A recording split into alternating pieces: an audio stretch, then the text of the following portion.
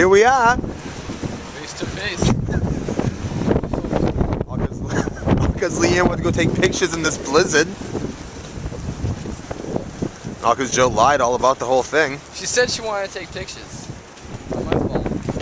Well, one of you guys is in big trouble. It's really nice out, actually. It is pretty when you open your eyes.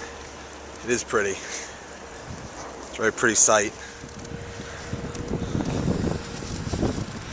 Luckily, my camera works. Good genius plan. If I die first, you guys can feel free to eat me.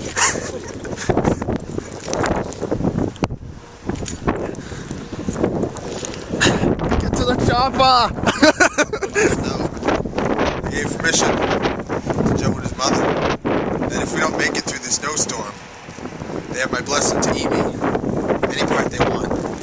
Joe's already called his part. I'm not going to confirm that now, but you'll find it in his belly when you find him frozen in the bottom of the gazebo. Absolutely not. Actually, it's reserved for his mom.